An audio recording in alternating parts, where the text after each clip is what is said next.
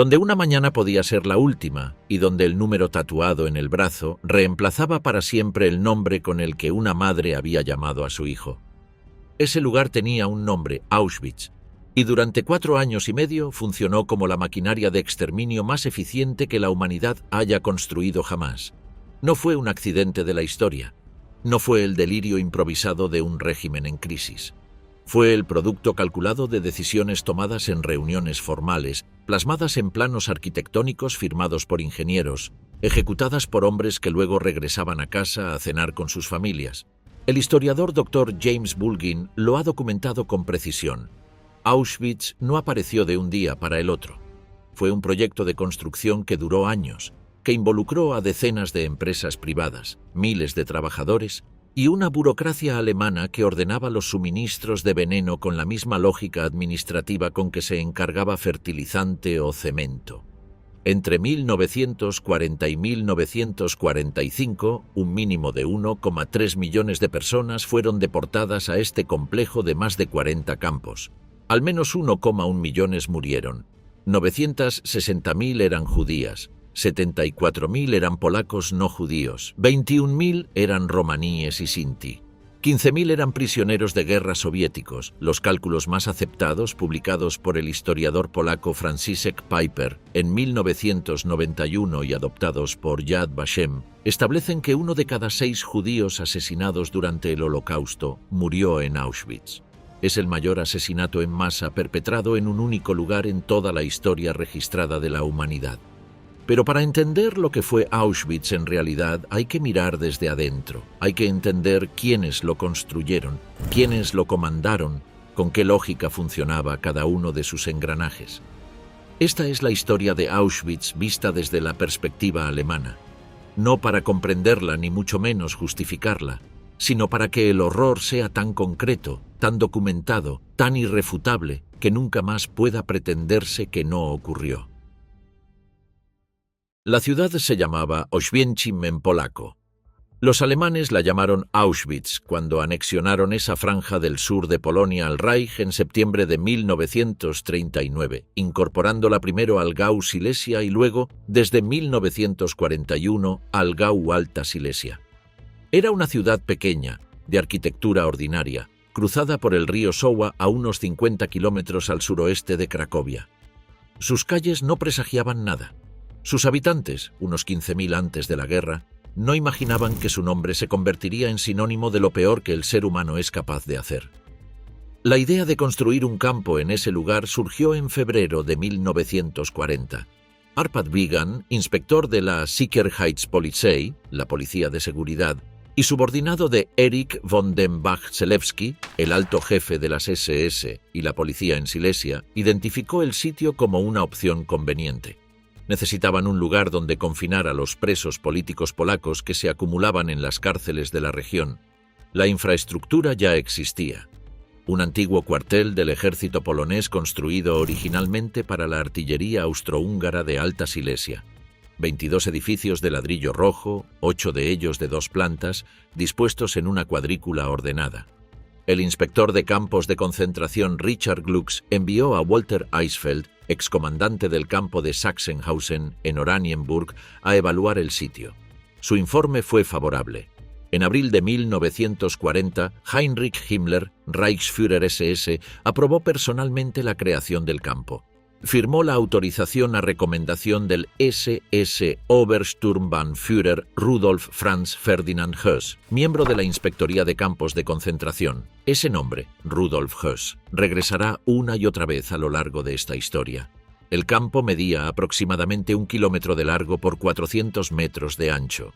La zona de interés, Interessengebiet, que las SS construirían a su alrededor abarcaría 40 kilómetros cuadrados, confiscados a sus habitantes polacos y limpiados de toda presencia civil. Para finales de 1940, la Gestapo, las SS y la policía local patrullaban ese perímetro como si fuera territorio exclusivo del Reich. Los primeros 30 prisioneros llegaron el 20 de mayo de 1940. No eran judíos, eran delincuentes alemanes, los llamados Grünen, los verdes, por los triángulos de ese color cosidos a sus uniformes, traídos desde el campo de Sachsenhausen. Funcionarían como capos, como supervisores de bloque, como los primeros engranajes administrativos del terror. El número 1 fue asignado a Bruno Brodniewicz, quien se convirtió en Lagerelteste, el decano de los prisioneros. El primer transporte masivo llegó el 14 de junio de 1940 desde Tarnów, Polonia. 728 prisioneros políticos polacos, entre ellos sacerdotes católicos y algunos judíos, aunque estos últimos no habían sido seleccionados por ser judíos, sino por ser opositores políticos. Se les asignaron los números del 31 al 758. Nació el 25 de noviembre de 1900 en Baden-Baden, en las afueras de la Selva Negra. Rudolf Franz Ferdinand Höss creció en el barrio de granjas dispersas a las que sus vecinos jamás imaginaron que irían a parar las cámaras de los noticieros de la posguerra. Su padre, Franz Xavier Hoes, era viajante de comercio, aunque en la familia circulaba con orgullo el recuerdo de que el abuelo paterno había caído como coronel al frente de su regimiento en la batalla de 1870 contra Francia. El militarismo no era ideología importada, era herencia genealógica. Pero Franz Xavier tenía también otra obsesión, la devoción religiosa. Había hecho un voto solemne de que su hijo único varón se ordenara sacerdote. Desde que Rudolf tenía uso de razón, la dirección de su vida estaba trazada, sería cura. La infancia de Höss transcurrió entre esa tensión. Por un lado, un padre que le inculcaba obediencia militar hacia toda figura de autoridad, constantemente se me imprimió en términos enérgicos que debía obedecer prontamente los deseos y mandatos de mis padres, maestros y sacerdotes y de todos los adultos, incluidos los sirvientes. Escribiría décadas después desde su celda en Cracovia. Por el otro, una fascinación propia por los caballos, los establos y los bosques que lo alejaba de cualquier vocación espiritual. Cuando tenía 6 años, la familia se trasladó a Mannheim y perdió los establos. Semanas estuvo casi enfermo de melancolía. En su 7º cumpleaños le regalaron a Hans, un pony de crin larga y ojos vivos de color negro carbón, al que confiaría sus secretos durante años porque, según escribió, estaba convencido de que me entendía. Era un niño solitario, incapaz de efusión con sus propias hermanas menores, refractario a cualquier muestra de ternura. A los 13 años ocurrió el incidente que rompió su fe. Durante una pelea escolar derribó por accidente a un compañero por las escaleras del gimnasio y le fracturó un tobillo. Fue a confesión el sábado, como hacía cada semana, pero su confesor era amigo íntimo de su padre. El domingo siguiente, su padre lo llamó a cuentas.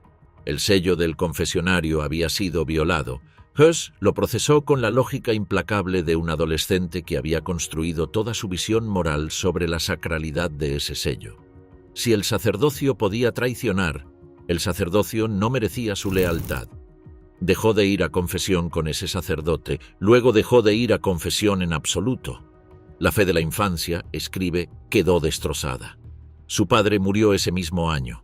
El duelo fue leve, según la propia confesión de Höss. Era quizás demasiado joven para apreciar plenamente mi pérdida. Lo que sí notó con intensidad fue que sus parientes repartieron las posesiones familiares asumiendo que se haría misionero y que su futuro personal ya no le pertenecía. Resolvió de un día para el otro renunciar a su parte de la herencia a favor de sus hermanas, firmó los documentos con un abogado y se negó en redondo a entrar al seminario. Tenía 14 años.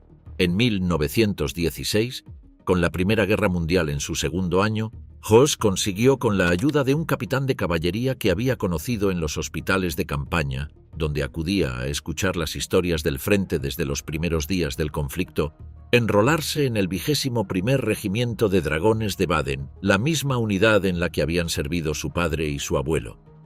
Lo hizo sin el conocimiento de su madre, que moriría al año siguiente sin saber que su hijo estaba en combate. Tenía 15 años cuando fue enviado al frente, primero al frente de Mesopotamia, donde combatió en condiciones de desierto extremo junto a divisiones turcas contra tropas británicas, neozelandesas e indias. Luego fue trasladado al frente de Palestina, donde operó en la carretera de Lejaz y en el sector de Jerusalén.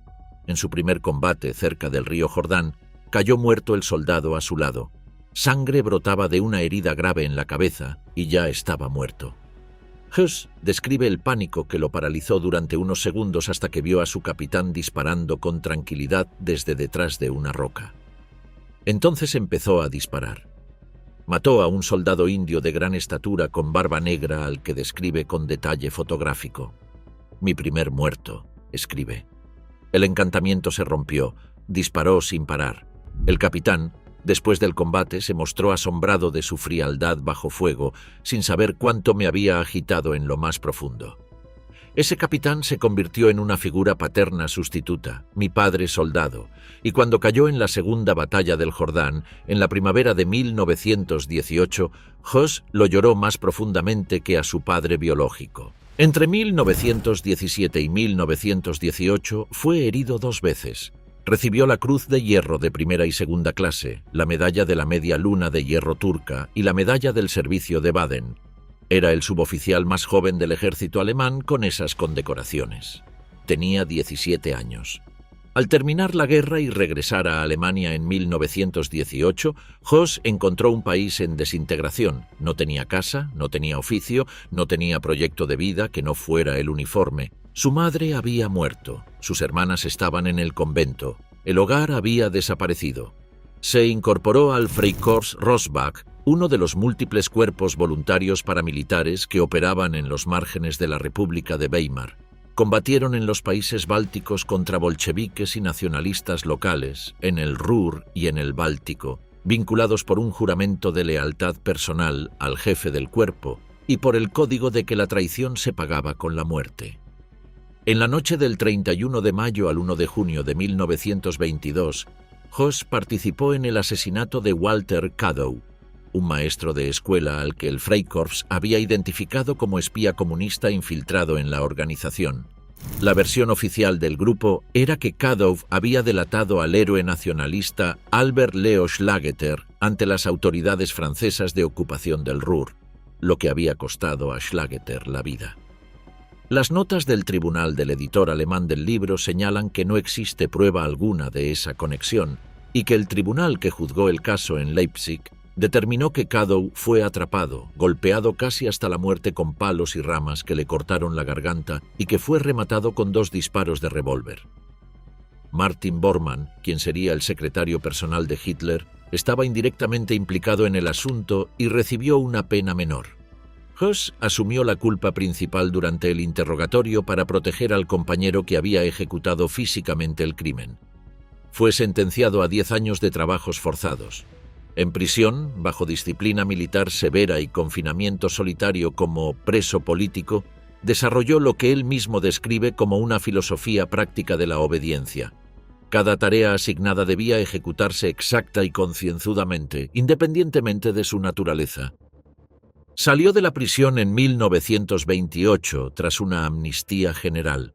Tenía 27 años y no conocía otra vida que la del combate y la jerarquía.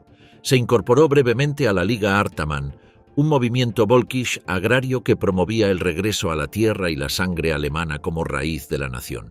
Allí conoció a Heinrich Himmler, por entonces también miembro entusiasta de esa misma liga. Allí conoció también a Hedwig Hensel, con quien se casaría en 1929 y tendría 5 hijos. En la Liga Artaman aprendió a cultivar la tierra, a cuidar ganado, a manejar una granja. Fue la única pausa genuinamente civil de su vida. En 1934, a recomendación de Himmler, Höss ingresó a las SS con el rango de SS Unterscharführer. Fue destinado al campo de concentración de Dachau, en las afueras de Múnich, bajo el mando del SS Brigadeführer Theodor Eicke. Eicke era el teórico que estaba codificando en aquel momento el sistema concentracionario alemán, sus reglamentos, sus jerarquías, su vocabulario. Cada aspecto de la brutalidad institucional tenía en Dachau una norma escrita, un rango responsable, un procedimiento formal. Höss fue en ese entorno un alumno modélico. Ascendió a SS Hauptscharführer en 1936 y a SS Untersturmführer en 1938. Para 1938 fue trasladado al campo de Sachsenhausen, en Oranienburg, donde continuó su formación bajo el mismo sistema Eicke, esta vez como oficial de mando. Cuando en abril de 1940, Himmler necesitó a alguien que construyera un nuevo campo desde cero en territorio polaco recién ocupado, Eligió a Höss con el conocimiento específico de lo que ese hombre era.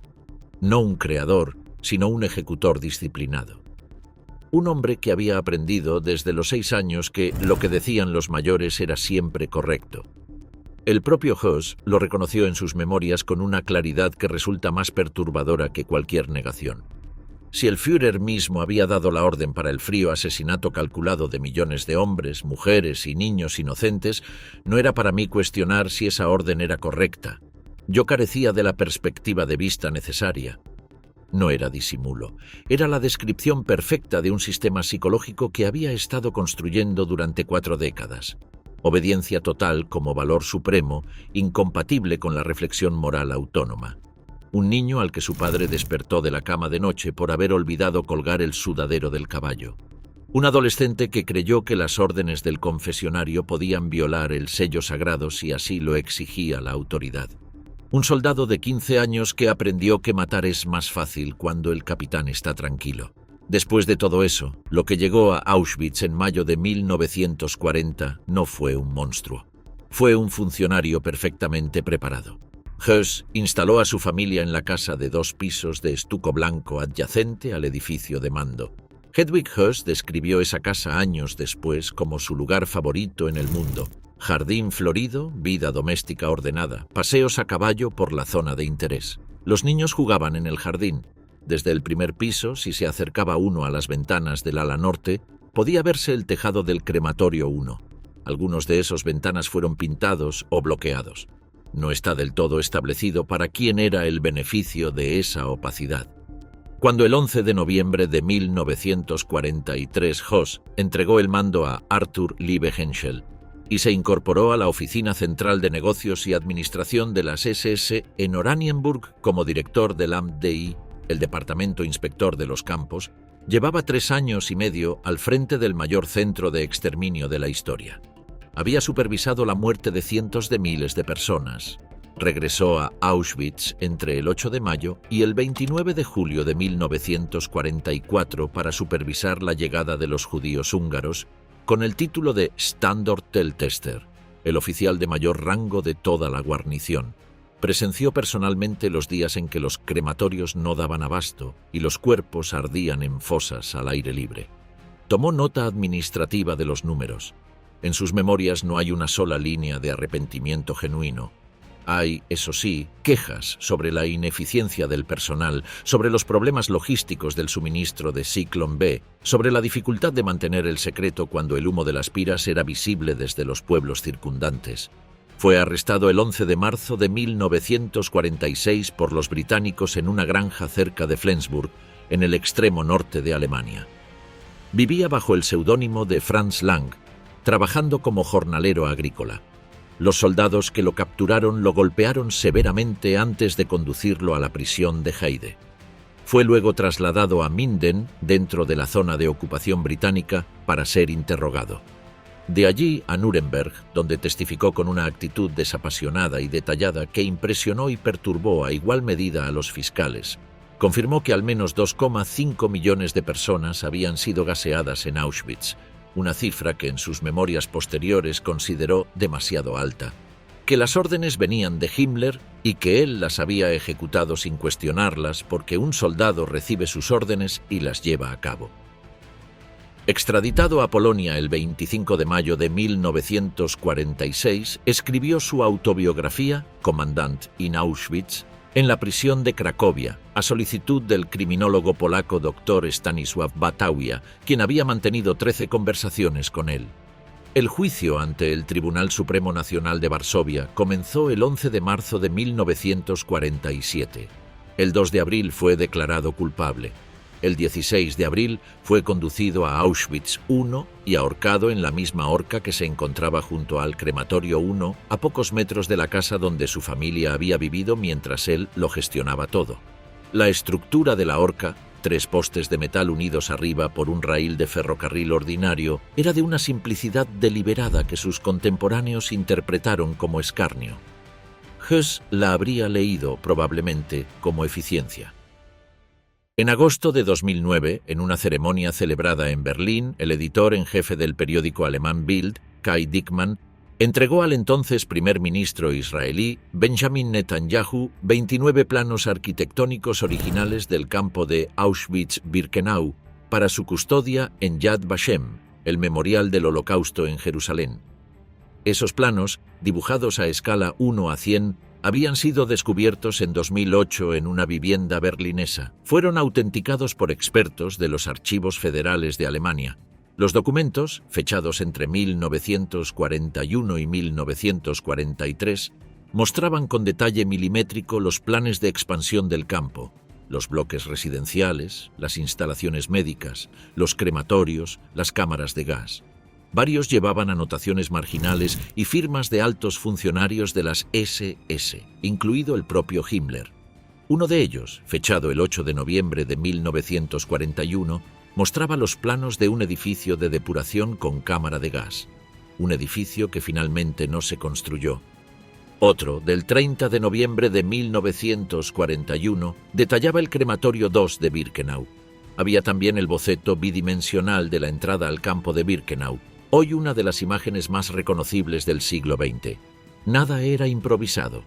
El arquitecto jefe de la construcción de Birkenau fue el SS Sturmbannführer Karl Bischoff, quien dirigía la Dirección de Construcción de las Waffen-SS y Policía, Auschwitz, Alta Silesia, establecida el 1 de octubre de 1941. Bajo sus órdenes trabajaban ingenieros y dibujantes de las SS, junto con prisioneros de competencia técnica obligados a producir los planos que los condenarían a ellos mismos. Herta Soswinski, prisionera que trabajó como oficinista en esa dirección, declaró después de la guerra que la oficina era responsable no solo de planificar, sino de supervisar ejecución, proveer materiales y controlar calidad. Las empresas privadas jugaron un papel central. La más importante fue Topf und Söhne, Topf e Hijos, de Erfurt, que diseñó y construyó los hornos crematorios. Sus ingenieros realizaron visitas técnicas al campo, reportaron por escrito sobre la capacidad de combustión de los hornos y propusieron mejoras de eficiencia. Sus archivos, recuperados después de la guerra, revelan una correspondencia burocrática perfectamente ordinaria: pedidos de componentes, informes de mantenimiento, solicitudes de pago. El negocio de cremar seres humanos en escala industrial tenía sus propias facturas. La empresa química IG Farben, el conglomerado más poderoso de Alemania, eligió un terreno cerca de las aldeas de Dwory y Monowitz en alemán, para construir una fábrica de caucho sintético de tipo Buna N, esencial para el esfuerzo bélico. Eligió ese sitio precisamente por su proximidad al campo de concentración, mano de obra barata, disponible en cantidades ilimitadas. En febrero de 1941, Himmler ordenó que la población judía de Oswiecim fuera expulsada para dar paso a trabajadores especializados, que los polacos en condiciones de trabajar permanecieran en la ciudad y que los prisioneros de Auschwitz fueran utilizados en la construcción. IG Farben pagaba a las SS entre 3 y 4 Reichsmark por cada turno de 9 a 11 horas de trabajo de cada prisionero. Era un acuerdo comercial estándar, firmado con sellos oficiales. Entre 1943 y 1944, unos 35.000 reclusos trabajaron en la planta de Monowitz. 23.000 murieron, una media de 32 por día. En un plazo de 3 a 4 meses en el campo, escribe el historiador Peter Hayes, los reclusos quedaban reducidos a esqueletos andantes. Las muertes y los traslados a las cámaras de gas reducían la población en casi una quinta parte cada mes. Cuando los trabajadores ya no eran útiles, se les sustituía. La fábrica nunca llegó a funcionar completamente. Los aliados la bombardearon el 20 de agosto, el 13 de septiembre, el 18 y el 26 de diciembre de 1944.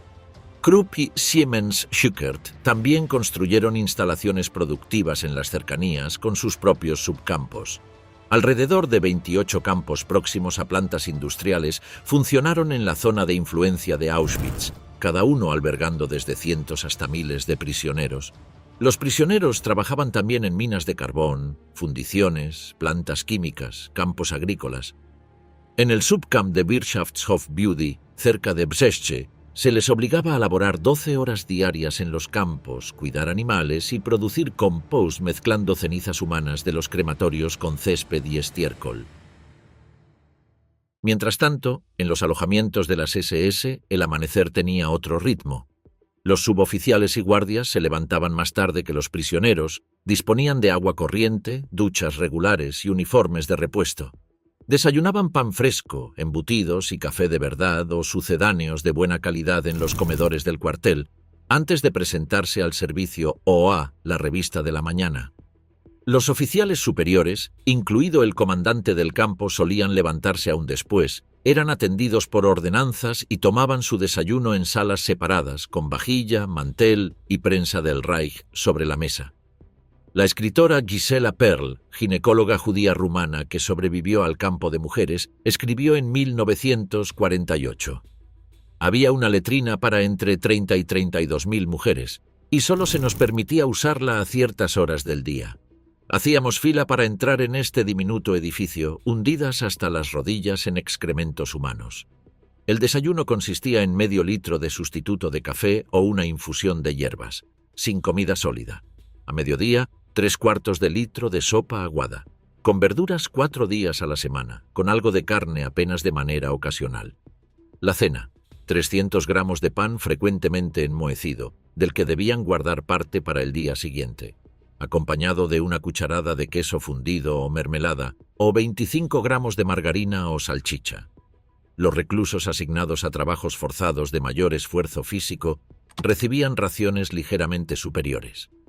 El total calórico documentado rondaba las 1.500 calorías, aunque los sobrevivientes testimoniarían sistemáticamente que era mucho menos. Las consecuencias eran visibles. En cuestión de semanas, los reclusos desarrollaban el aspecto cadavérico que las fotografías de la liberación hicieron mundialmente conocida. Para el personal alemán, en cambio, la jornada en Auschwitz se parecía exteriormente a la de cualquier guarnición. Tras el desayuno, formación, órdenes del día, despacho de asuntos administrativos, el comandante atendía informes, firmaba órdenes, revisaba estadísticas de prisioneros, trabajo y mortalidad en su oficina, mientras el inspector de campos o los altos mandos SS aparecían de forma esporádica para inspecciones breves y visitas de cortesía que solían terminar en el casino de oficiales. Los oficiales y funcionarios de las SS alternaban ese trabajo de escritorio con recorridos selectivos por determinadas zonas del campo, casi siempre anunciados de antemano, y evitaban los espacios donde la suciedad, el hacinamiento y la enfermedad eran más evidentes, que delegaban a subordinados. Después del desayuno, el pase de lista a Pelle. Los reclusos se alineaban afuera, en filas de 10, sin importar el clima. Esperaban a que llegaran los oficiales de las SS para el recuento. Si algún prisionero faltaba, el resto permanecía de pie hasta que se encontrara al ausente o se esclareciera la causa de su ausencia. El 6 de julio de 1940, el primer pase de lista que siguió a la fuga del prisionero polaco Tadeusz Wiechowski duró 19 horas. Tras una fuga en 1941, se seleccionó a un grupo de prisioneros del barracón del fugitivo y se los envió al bloque 11 a morir de hambre. La jornada laboral ordinaria duraba una vez horas, más en verano, algo menos en invierno. Los prisioneros marchaban al trabajo al son del grito Arbeitskommandos formieren, formen grupos de trabajo, en columnas de 5. Una orquesta de prisioneras, entre ellas la célebre Orchestre der Frauen, Orquesta de Mujeres de Auschwitz, era obligada a tocar música alegre mientras los trabajadores salían del campo. Los capos y las escoltas de las SS eran responsables del comportamiento durante la jornada. El trabajo se realizaba mayoritariamente al aire libre: construcción, excavación, graveras, aserraderos. No se permitirían descansos. Un prisionero era asignado específicamente a las letras para medir el tiempo que los trabajadores tardaban en orinar e ingerir. Para los guardias, esas mismas horas se repartían en turnos: vigilancia en torres y alambradas, escolta armada de los comandos de trabajo, servicio en los bloques de castigo o tareas administrativas en las oficinas del campo y en los departamentos de trabajo, registros y sanidad.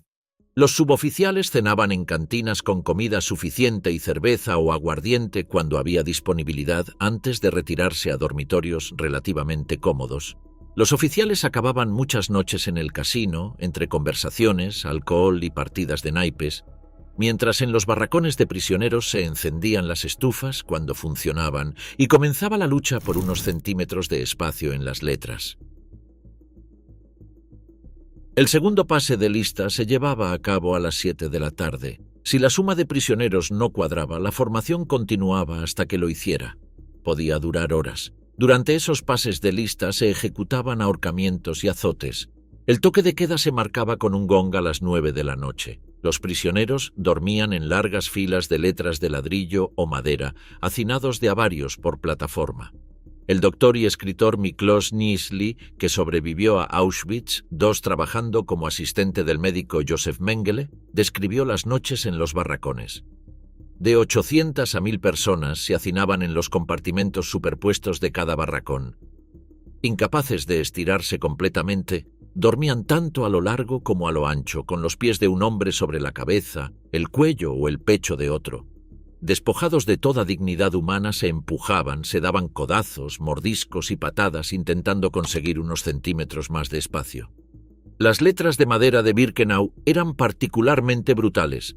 Medían aproximadamente 35 metros de largo por 11 metros de ancho y estaban divididas en 62 compartimentos de 4 metros cuadrados, cada uno concebido inicialmente para 3 prisioneros y luego ampliado a 4. El espacio personal era de 1 metro cuadrado para dormir y colocar las pertenencias.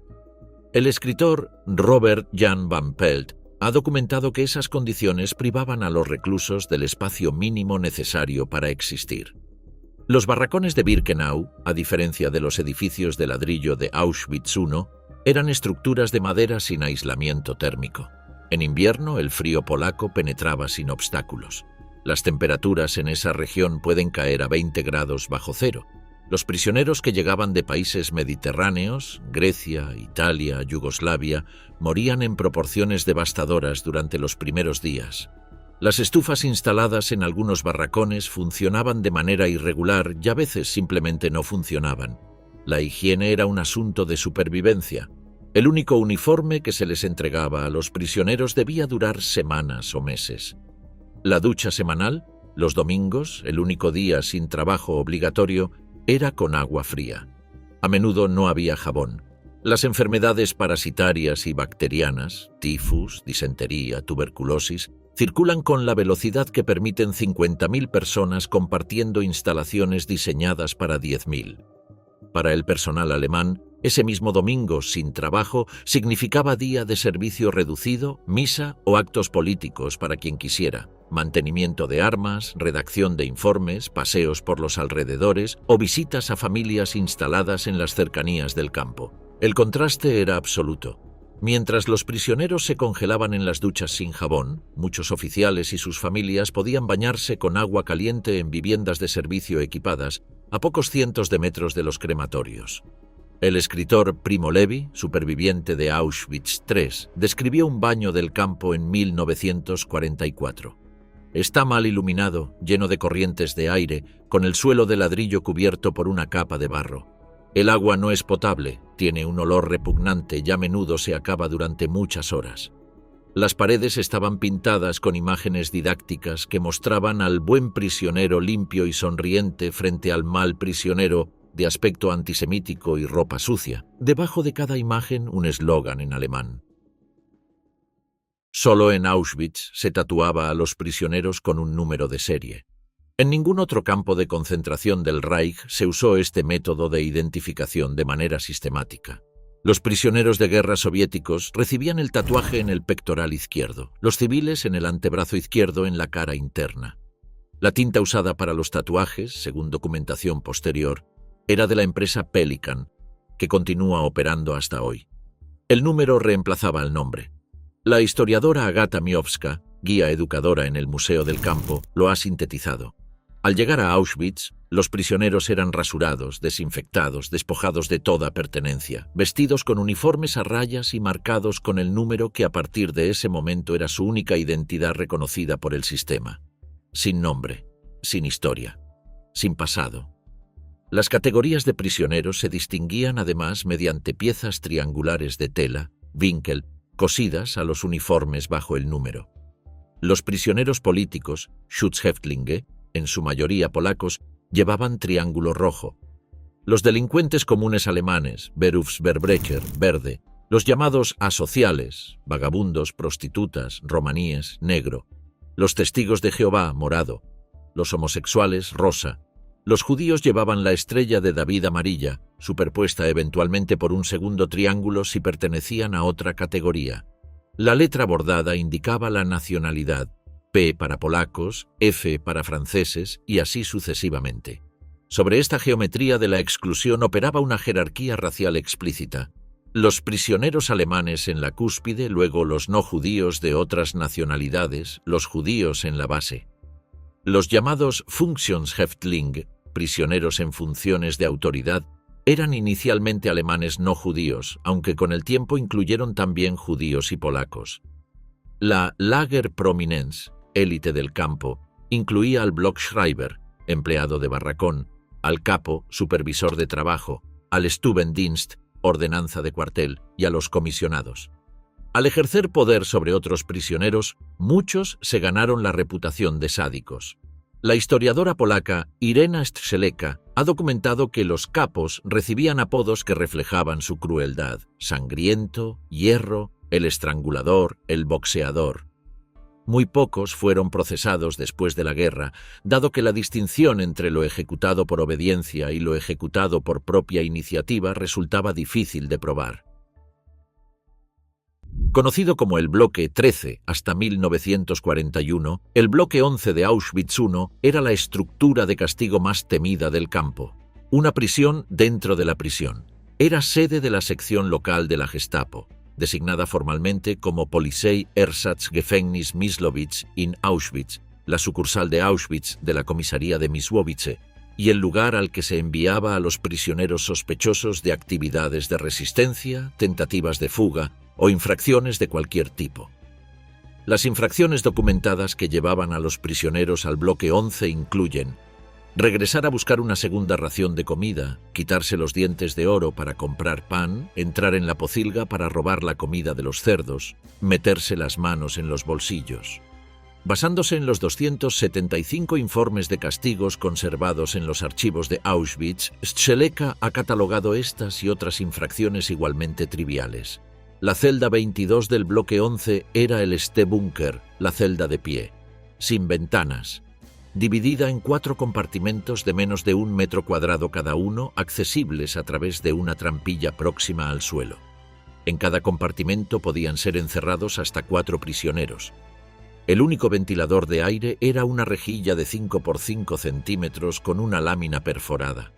Los prisioneros debían permanecer de pie en ese espacio durante noches enteras.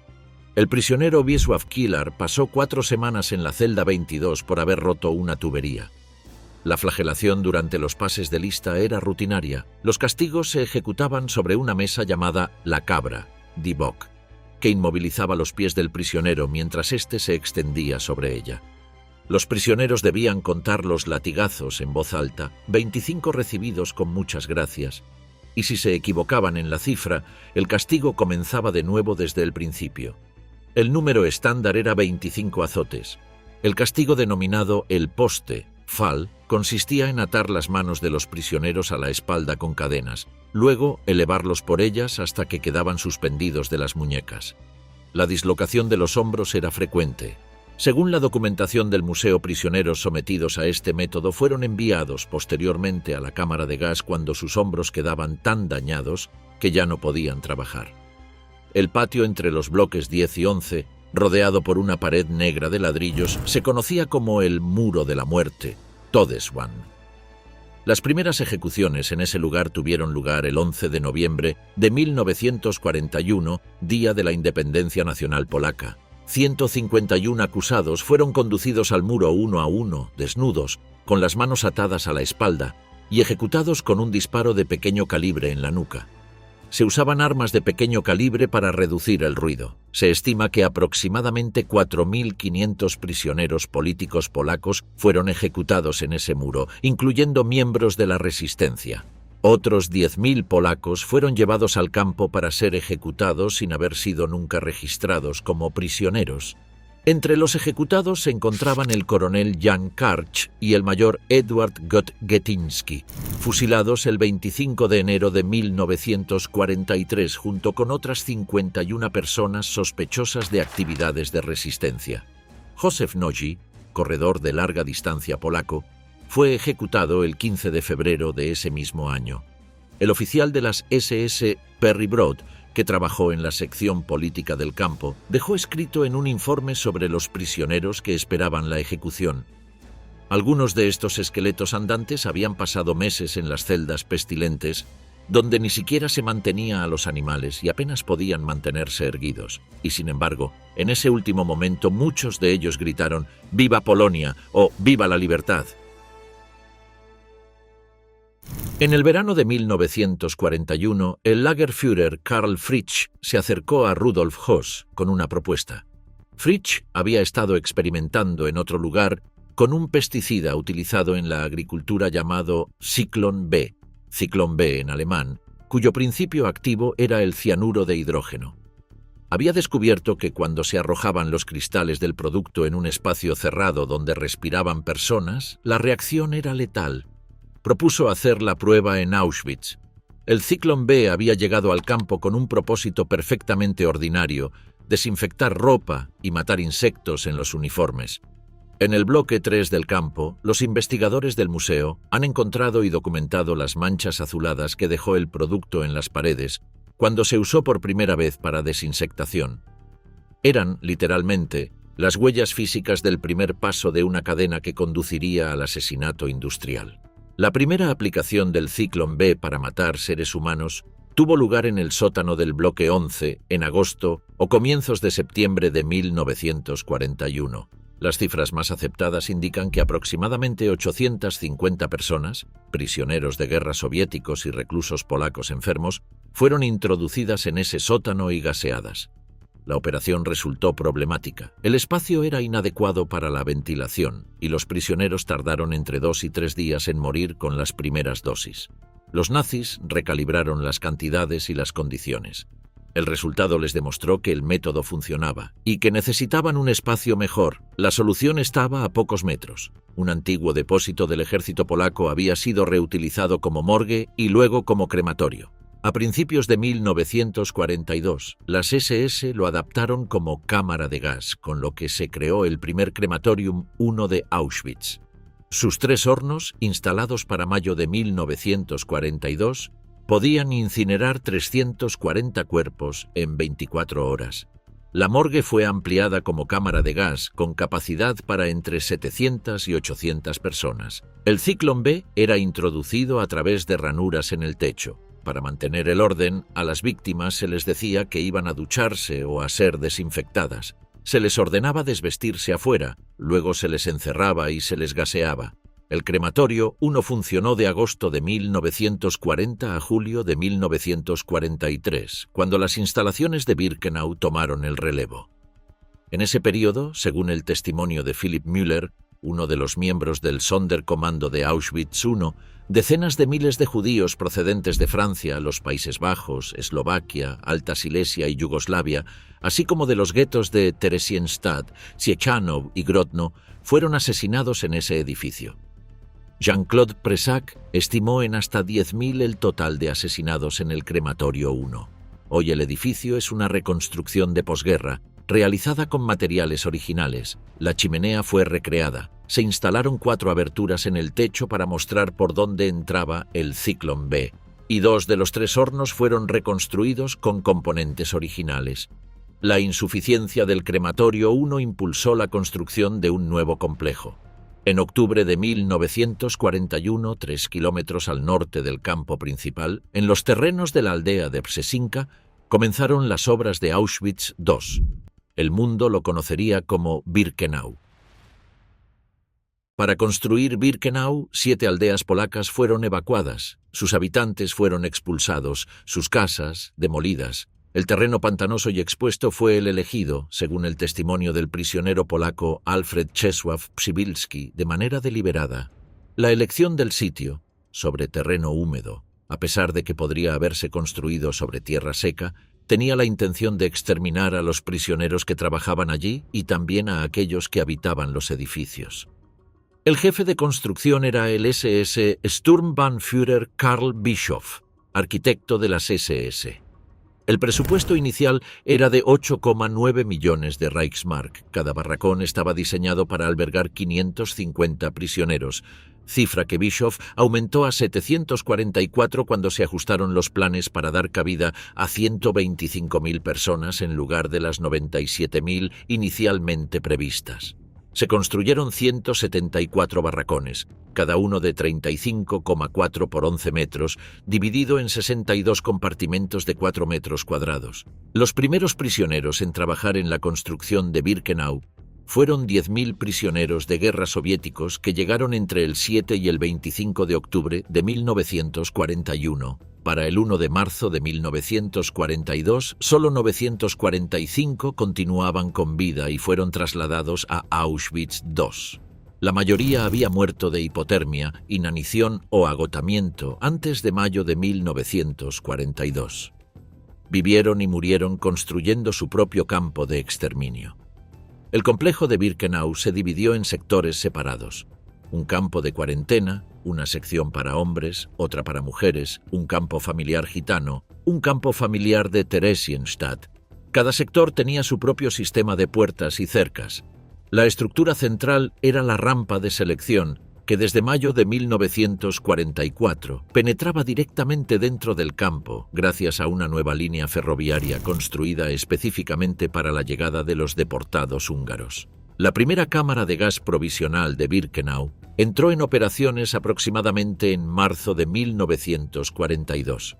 Se ubicaba en lo que los prisioneros llamaban la Casita Roja, Búnker 1, una antigua vivienda campesina de ladrillo cuyas ventanas habían sido tapiadas y cuyos 4 cuartos habían sido convertidos en 2 salas de gas herméticas. Las puertas decían Zur Desinfektion, a desinfección. Una segunda vivienda, la Casita Blanca, Búnker 2, entró en servicio en junio de 1942.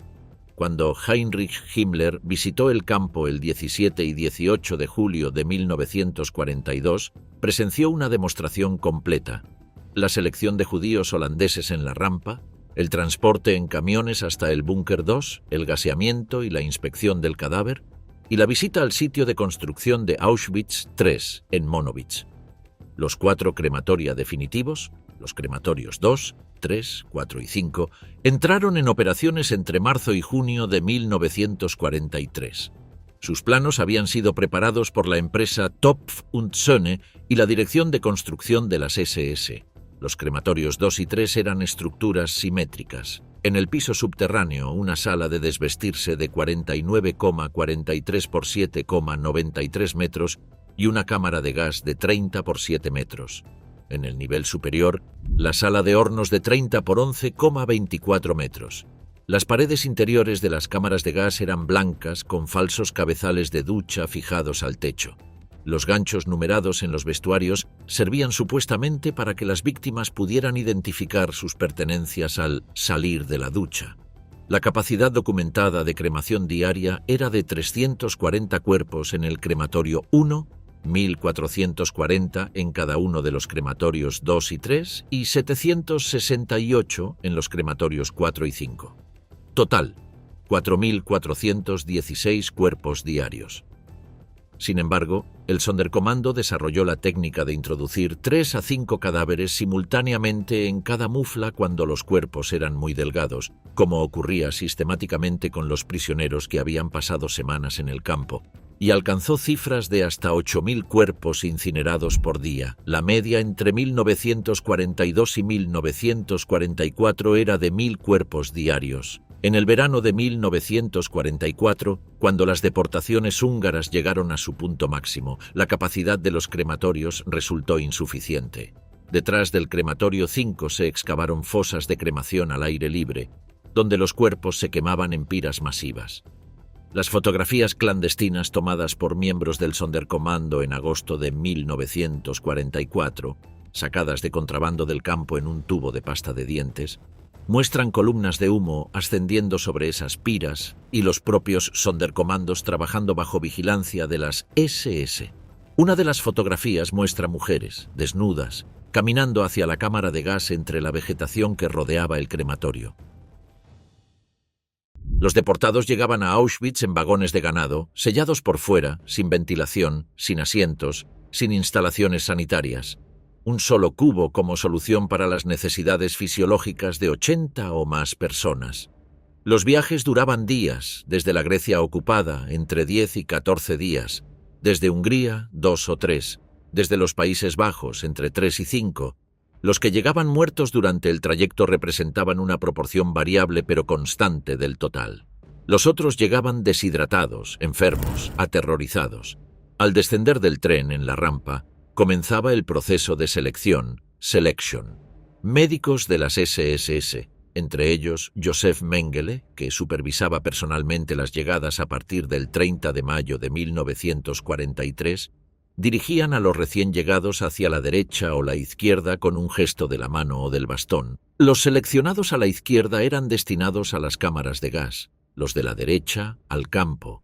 La regla operativa era clara. Los niños pequeños iban invariablemente a la izquierda, las madres con bebés a la izquierda, los ancianos a la izquierda, cualquier persona con una discapacidad visible, cicatrices, vendajes, cojera, debilidad extrema, a la izquierda.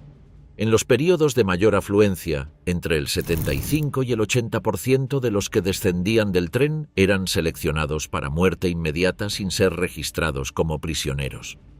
Según los cálculos del historiador Franciszek Piper, de los 1.095.000 judíos deportados a Auschwitz, aproximadamente 205.000 fueron registrados en el campo y recibieron número de serie. 25.000 fueron transferidos a otros campos. 865.000 fueron gaseados a su llegada sin haber sido nunca registrados. Sumando las víctimas no judías, la cifra de asesinados sin registro asciende a 900.000. Los seleccionados para morir eran conducidos, a pie o en camión, si estaban demasiado débiles para caminar hacia los crematorios. Allí comenzaba el último proceso. Se les decía que iban a ducharse, se les ordenaba desvestirse, se les numeraban los ganchos en los vestuarios y se les indicaba que memorizaran el número para recuperar sus pertenencias después de la ducha. La mentira era metodológica. Los experimentos del bloque 11 y los primeros meses de operación habían enseñado a las SS que las víctimas que comprendían lo que ocurría podían crear situaciones de pánico imposibles de controlar. La ficción de la ducha resultaba operativamente más eficiente. El miembro de las SS Perry Broad, testigo directo, describió el procedimiento en uno de los crematorios de Birkenau. Los cabezales de las 6 aberturas del techo eran retirados y hombres con máscaras antigás aparecían sobre ellas. Con martillo y cincel abrían las latas de Zyklon B, etiquetadas con advertencias de veneno para uso exclusivo de personal adiestrado, y arrojaban el contenido. Las trampillas eran cerradas inmediatamente. Tras unos minutos, los gritos cesaban. Los gemidos continuaban algo más. Luego el silencio. El Zyklon B interfería con la respiración celular. Las víctimas morían por asfixia química progresiva en un espacio donde la densidad humana elevaba la temperatura y aceleraba la vaporización del producto. Hoss declaró en Nuremberg que la muerte tardaba hasta 20 minutos. Los análisis forenses posteriores sugieren que los últimos impulsos cardíacos podían ocurrir hasta ese momento, aunque la pérdida de conciencia era anterior. Leib Langfuss, miembro del Sonderkommando que enterró su diario, escrito en yiddish, cerca del crematorio 3 de Auschwitz II y que fue encontrado en 1952, describió lo que encontraban al abrir las cámaras. Las madres se congelaban sentadas en el suelo abrazando a sus hijos y los esposos morían abrazados. Algunos se habían puesto completamente azules bajo la influencia del gas, mientras que otros parecían completamente frescos, como si estuvieran dormidos. Se había formado un montón de 5 o 6 capas superpuestas que alcanzaba una altura de 1 metro. Los Sonderkommando, prisioneros, en su inmensa mayoría judíos obligados a operar las cámaras de gas bajo amenaza de muerte inmediata, abrían las puertas de salida media hora después del cese de los sonidos. Portando máscaras antigás, extraían los cadáveres. Les quitaban las gafas y las prótesis, les rasuaban el cabello a las mujeres. En Auschwitz, a diferencia de los demás centros de exterminio, el afeitado se realizaba post-mortem. A partir del 23 de septiembre de 1940, por orden de Himmler, se extraía sistemáticamente el oro de los dientes. Para el 8 de octubre de 1942, se habían recolectado 50 kilogramos de oro dental de ese modo. Para principios de 1944, la extracción mensual era de entre 10 y 12 kilogramos. El oro era enviado al servicio de salud de las SS, donde servía para atender a miembros del cuerpo y a sus familias. El cabello de las mujeres era lavado en una solución de sal amoniacal, secado en el suelo de ladrillo de los crematorios, peinado y envasado en bolsas de papel. Para el 6 de febrero de 1943, el Ministerio de Economía del Reich había recibido 3.000 kilogramos de cabello de mujeres procedentes de Auschwitz y Majdanek. El producto era enviado a fábricas textiles, entre ellas una en Bremen-Blumenthal, donde los trabajadores encontraron pequeñas monedas con inscripciones en griego entre algunas de las trenzas. Posiblemente pertenecían a judíos griegos deportados en 1943. Cuando el Ejército Rojo liberó el campo en enero de 1945, encontró 7.000 kilogramos de cabello humano en bolsas listas para ser enviadas. Los Sonderkommando, comandos especiales, eran prisioneros que operaban los crematorios bajo supervisión directa de las SS. Entre 1940 y 1941, cuando solo existía una cámara de gas, había 20 de ellos. Para finales de 1943, 400. Para 1944, durante las deportaciones húngaras, la cifra alcanzó los 874. Vivían separados del resto de los prisioneros, en barracones específicos dentro del área de los crematorios. Se les proporcionaba comida algo más abundante que al resto. Tenían acceso a las pertenencias de las víctimas, lo que les permitía comerciar dentro del campo, a veces incluso con las propias SS. Pero conocían el secreto. Habían visto lo que ocurría al fondo de las escaleras que conducían a las cámaras. Muchos habían reconocido entre los recién llegados a amigos, a vecinos, a miembros de su propia familia. Y habían tenido que continuar trabajando. Cada cierto tiempo, aproximadamente cada 3 meses, los Sonderkommando eran asesinados y reemplazados por nuevos prisioneros. Era una medida de seguridad operativa. Los que sabían demasiado debían morir. El ciclo era sistemático. De los más de 800 que pasaron por esa función a lo largo de la existencia del campo, aproximadamente 100 sobrevivieron a la liquidación del mismo.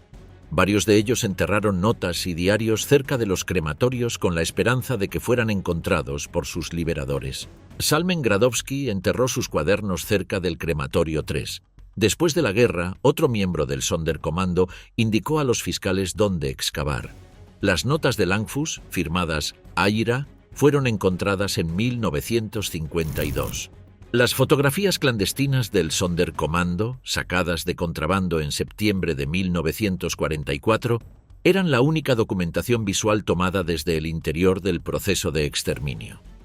El 7 de octubre de 1944, tras el anuncio de que 300 de sus miembros serían trasladados a una localidad cercana para limpiar escombros, una artimaña habitual antes de los asesinatos, el Sonderkommando del Crematorio 4 se alzó.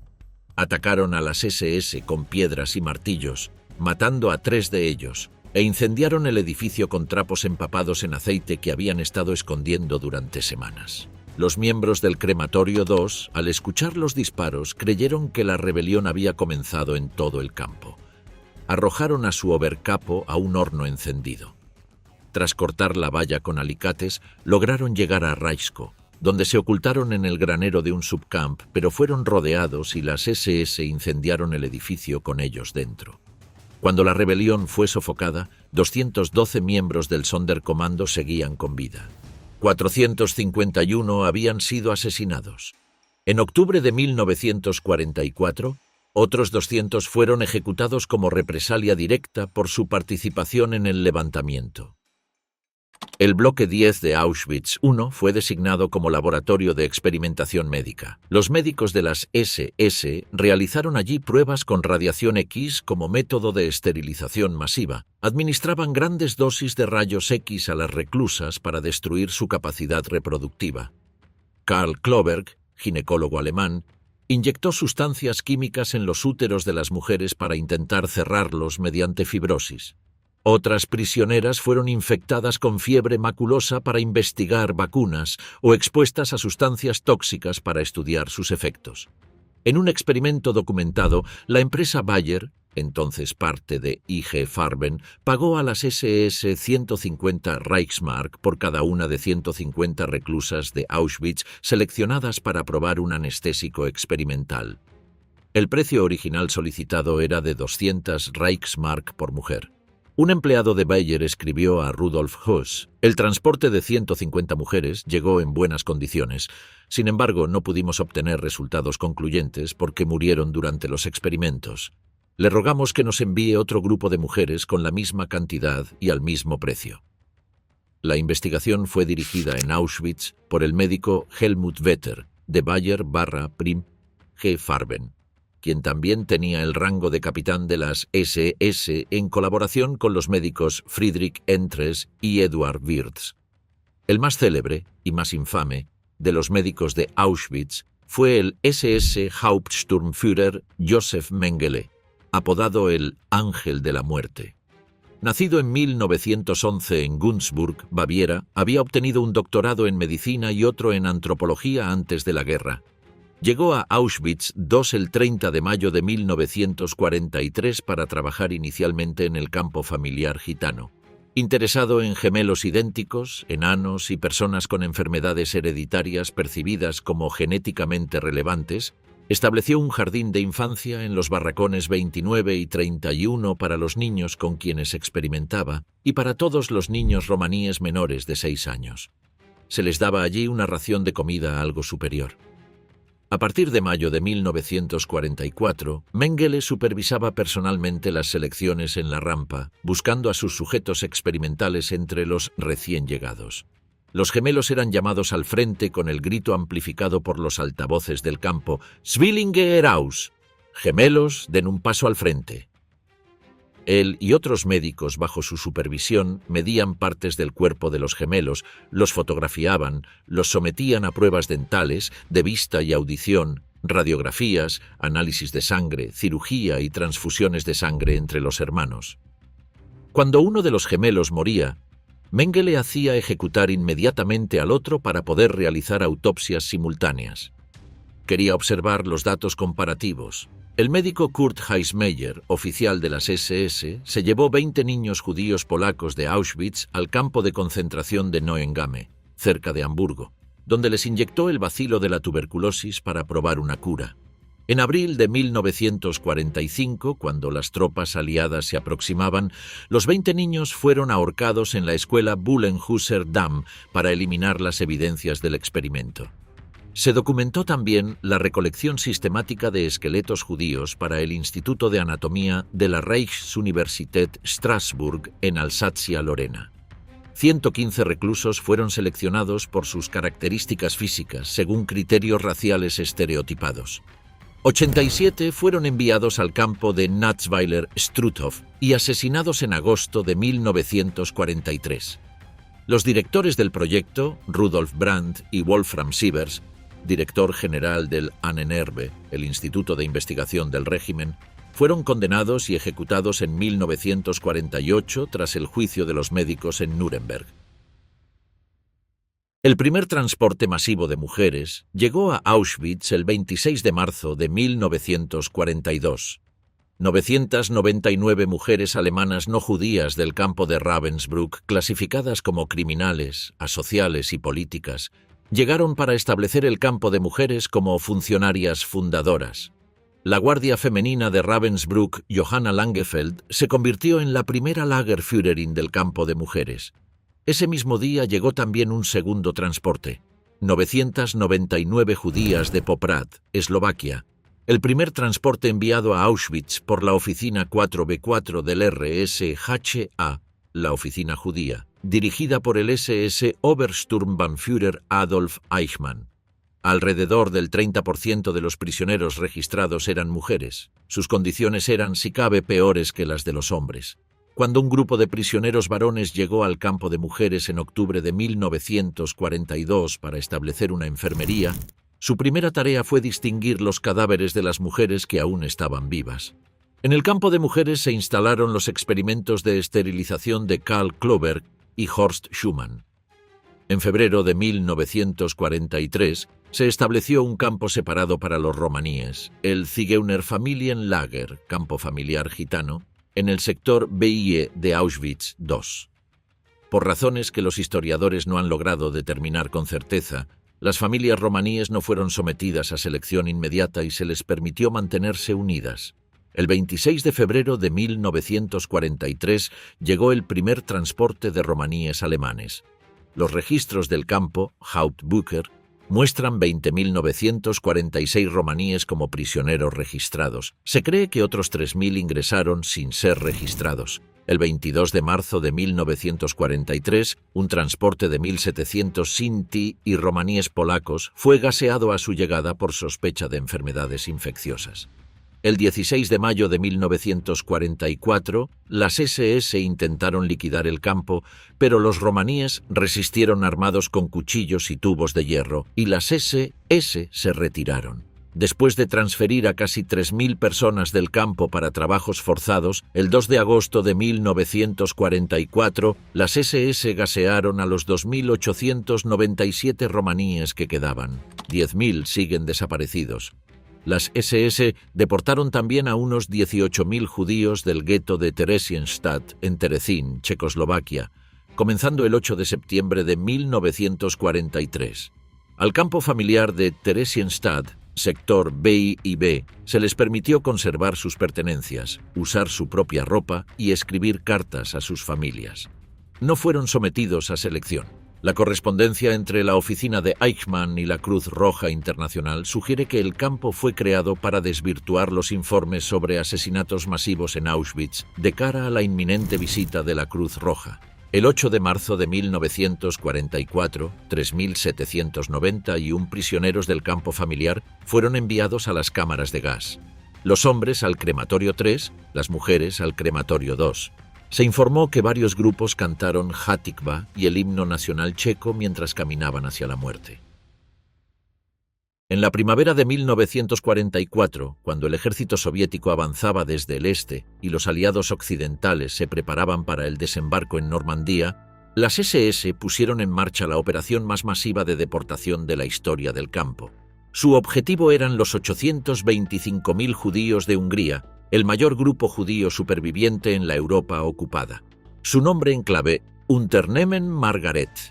El 29 de abril de 1944 llegaron los primeros 1.800 judíos húngaros a Auschwitz. Para garantizar la fluidez del proceso, la nueva línea ferroviaria que penetraba directamente en el campo hasta la rampa de selección fue completada ese mismo mes de mayo. Desde el 14 de mayo hasta principios de julio de 1944, 437.000 judíos húngaros, la mitad de la población judía del país antes de la guerra, fueron deportados a Auschwitz a razón de 12.000 por día durante gran parte de ese periodo. Para hacer frente al volumen, los crematorios fueron revisados. Los crematorios 2 y 3 recibieron nuevos ascensores que conectaban los hornos con las cámaras de gas. Se instalaron nuevas rejillas y se pintaron los vestuarios y las cámaras de gas. El búnker 2, la casita blanca, fue reactivado. Se excavaron fosas de cremación detrás del crematorio 5. En el pico del verano de 1944, la capacidad combinada de los crematorios y las fosas de incineración al aire libre alcanzó los 20.000 cuerpos por día. 3/4 partes de los deportados húngaros eran enviados directamente a las cámaras de gas al descender del tren. La rampa era el umbral. El gesto del oficial de las SS, derecha o izquierda, era la sentencia. Rudolf Höss, que había regresado temporalmente como oficial supremo del campo para supervisar esta operación, describió en sus memorias la presión logística del período. Los crematorios no podían abarcar el volumen y debían complementarse con las piras al aire libre. El olor de los cuerpos en combustión llegaba, según su propio testimonio, a los pueblos circundantes. Un testimonio fundamental llegó de Rudolf Verba y Alfred Wetzler, dos prisioneros eslovacos que escaparon del campo el 27 de abril de 1944 y presentaron un informe detallado al Consejo Judío Eslovaco. El informe Verba-Wetzler incluía planos precisos de las instalaciones de exterminio, cifras de víctimas y descripciones del proceso de selección. Fue transmitido a los gobiernos aliados y publicado parcialmente en junio de 1944 por el gobierno checoslovaco en el exilio, lo que contribuyó a que el gobierno húngaro suspendiera temporalmente las deportaciones a finales de julio de 1944. Para entonces, 437.000 personas ya habían sido enviadas. La información sobre Auschwitz llegó a los aliados mucho antes de lo que la narrativa popular ha querido aceptar. El capitán Witold Pilecki del Ejército Nacional Polaco fue el primer agente que se infiltró voluntariamente en el campo. Bajo el nombre falso de Tomasz Serafiński, número de serie 4859, se dejó arrestar en Varsovia el 19 de septiembre de 1940 y fue conducido a Auschwitz. Allí organizó el movimiento de resistencia Związek Organizacji Wojskowej, ZOW, coordinó la distribución de comida y ropa y sacó de contrabando informes hacia el exterior. Estuvo encarcelado desde el 22 de septiembre de 1940 hasta su fuga el 27 de abril de 1943.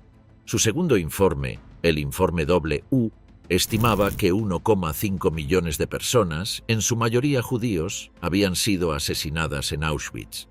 La resistencia polaca envió el primer mensaje oral sobre el campo con Aleksander Wielkopolski en octubre de 1940. El mes siguiente, la resistencia en Varsovia preparó un informe publicado parcialmente en Londres en mayo de 1941. El informe declaraba que casi ningún judío salió del campo con vida. El gobierno polaco en el exilio informó del gaseamiento de prisioneros el 21 de julio de 1942. El 4 de septiembre del mismo año, informó sobre el gaseamiento de prisioneros de guerra soviéticos y judíos. Sin embargo, la prensa aliada respondió con una reticencia documentada. El historiador Michael Fleming ha estudiado ese silencio. La cautela del Ministerio de Asuntos Exteriores británico surgía del temor a que la opinión pública presionara al gobierno para actuar o para dar refugio a los judíos y de la preocupación por las relaciones británicas en Oriente Medio. Una reticencia equivalente existía en el gobierno estadounidense y, sorprendentemente, dentro de la propia resistencia polaca. La pregunta de si los aliados deberían haber bombardeado Auschwitz, las cámaras de gas, los crematorios o las líneas ferroviarias que conducían al campo, ha generado un debate historiográfico que continúa hoy. El historiador David Wyman argumentó en 1978, en un ensayo publicado en la revista Commentary y luego ampliado en su libro The Abandonment of the Jews, 1984, que la 15ª Fuerza Aérea estadounidense en Italia había bombardeado la planta de IG Farben en Auschwitz el 20 de agosto, el 13 de septiembre, el 18 y el 26 de diciembre de 1944, lo que demostraba la factibilidad técnica de atacar el campo o sus líneas de ferrocarril. Otros historiadores, desde la década de 1990, han argumentado que la precisión de los bombardeos aliados era insuficiente para el ataque propuesto sin causar víctimas masivas entre los prisioneros que se buscaba salvar. A comienzos de noviembre de 1944, Heinrich Himmler ordenó la paralización del exterminio masivo en Auschwitz. El 25 de noviembre ordenó la destrucción de las cámaras de gas y los crematorios. Los Sonderkommando y otros prisioneros comenzaron el trabajo de desmantelar los edificios. El 18 de enero de 1945, Engelbert Markech, un criminal alemán transferido desde Mauthausen, recibió el último número de serie asignado en Auschwitz, el 202.499. Mientras tanto, el Ejército Rojo avanzaba desde el este. Himmler ordenó la evacuación de todos los campos, instruyendo a los comandantes que eran personalmente responsables de asegurarse de que ningún prisionero cayera vivo en manos del enemigo. Las SS procedieron. Entre el 17 y el 21 de enero de 1945, aproximadamente 58.000 detenidos de Auschwitz, 2/3 de ellos judíos, fueron evacuados bajo vigilancia armada. Más de 20.000 de Auschwitz I y II, más de 30.000 de los subcampos. Comenzaron la marcha a pie hacia el oeste, en pleno invierno polaco, con temperaturas bajo cero, con la ropa de rayas del campo, sin comida. Las SS disparaban o mataban de otro modo a cualquiera que no pudiera continuar. Grupos de ejecución seguían la columna, eliminando a los rezagados. El historiador Peter Longerich estimó que una cuarta parte de los detenidos murió de esta manera durante la marcha. Desde los subcampos y desde los puntos de reunión, los prisioneros eran luego cargados en vagones de mercancías descubiertos para ser transportados a los campos del interior de Alemania y Austria. Bergen-Belsen, Buchenwald, Dachau, Flossenbürg, Gross-Rosen, Mauthausen, Dora-Mittelbau, Ravensbrück, Sachsenhausen. El 20 de enero de 1945, los crematorios 2 y 3 fueron volados. El 23 de enero, los almacenes Canadá, los 30 barracones donde se almacenaban las pertenencias confiscadas a las víctimas, fueron incendiados y ardieron durante 5 días.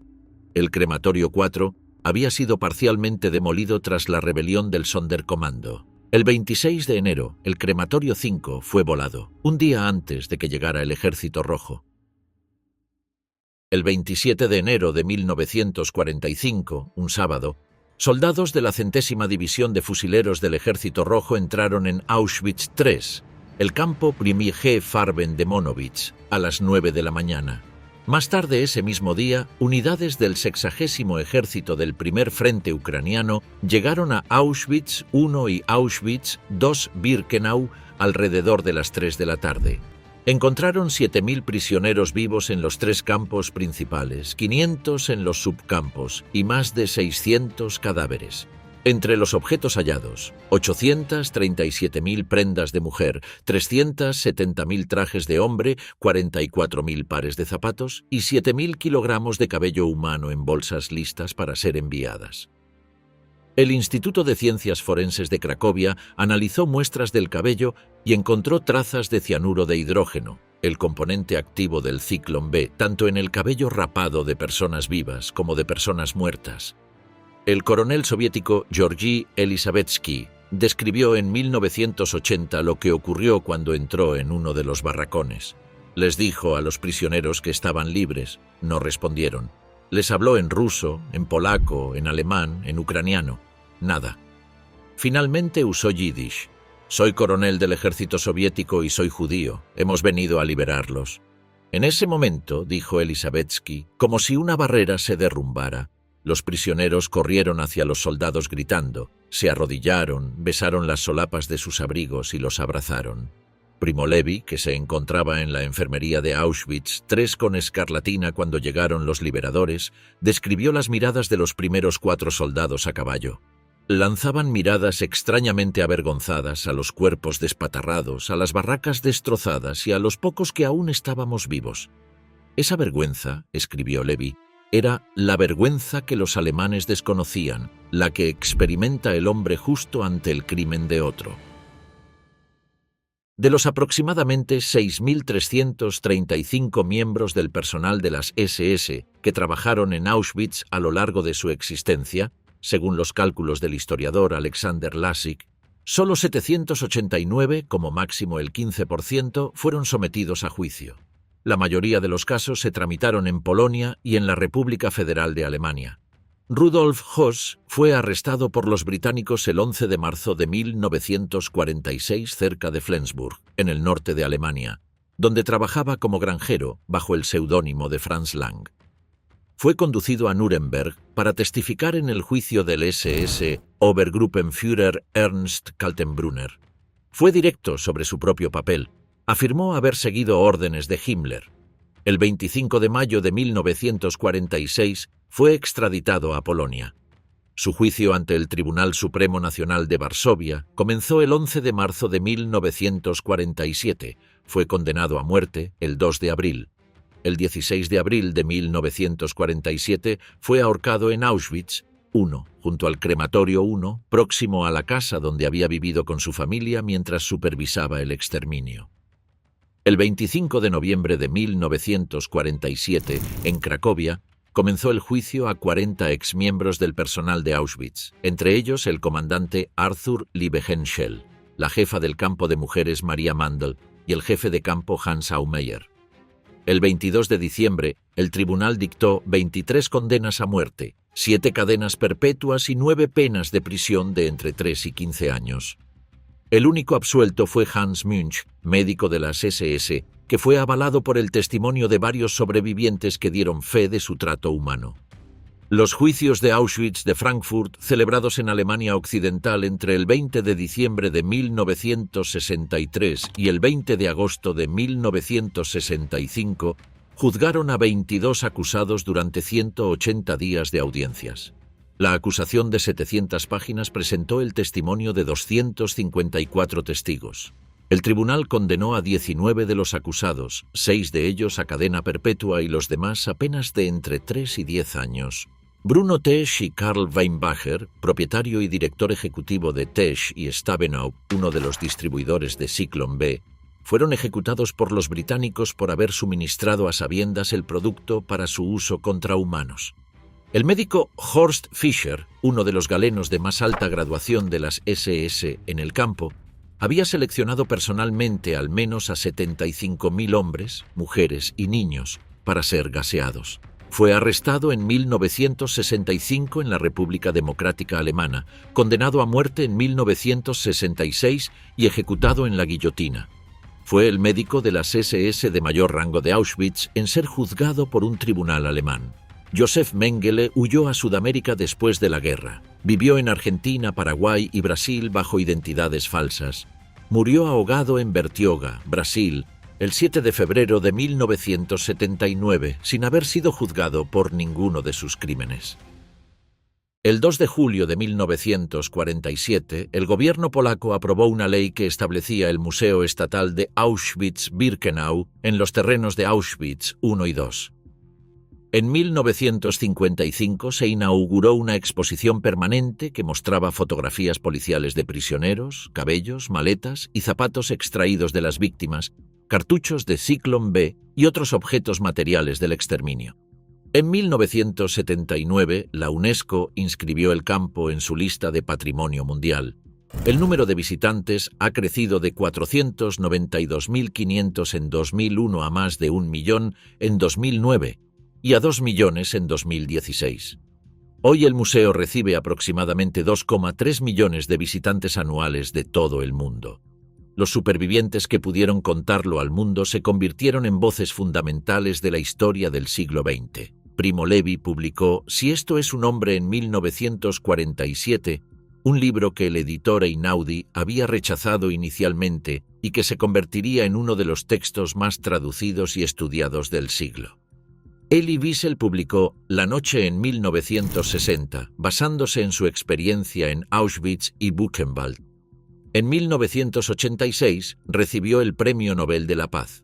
Viktor Frankl, psiquiatra superviviente, publicó El hombre en busca de sentido en 1946. Edith Eger escribió sus memorias décadas más tarde. Simone Weil, superviviente de Auschwitz, fue elegida presidenta del Parlamento Europeo y ejerció el cargo entre 1979 y 1982. Maximilian Kolbe y Edith Stein, 2 víctimas del campo, fueron canonizados por la Iglesia Católica. En 2005, la Asamblea General de las Naciones Unidas designó el 27 de enero, fecha de la liberación del campo, como el Día Internacional de Conmemoración del Holocausto. Una encuesta de la Fundación Körber, realizada en 2017, encontró que el 40% de los jóvenes alemanes de 14 años no sabía qué era Auschwitz. Una encuesta de la Claims Conference y el Museo Conmemorativo del Holocausto de Estados Unidos, publicada en 2018, encontró que el 41% de los adultos estadounidenses encuestados y el 66% de los millennials no sabían qué era Auschwitz, mientras que el 22% dijo nunca haber oído hablar del Holocausto. El escritor Elie Wiesel pronunció el siguiente discurso en el 50 aniversario de la liberación. Les hablo como un hombre que, hace 50 años y 9 días, no tenía nombre, ni esperanza, ni futuro, y solo era conocido por el número A-7713. Hablo ante ustedes como un judío que ha visto lo que la humanidad se ha hecho a sí misma al intentar exterminar a una población entera. Después de Auschwitz, la condición humana ya no es la misma. Después de Auschwitz, nada volverá a ser igual. Esa frase no es una exageración retórica, es una declaración histórica. Auschwitz cambió para siempre lo que los seres humanos saben sobre sí mismos, que en condiciones específicas de ideología extrema, burocracia eficiente y obediencia institucionalizada, hombres ordinarios pueden construir y operar una fábrica de muerte.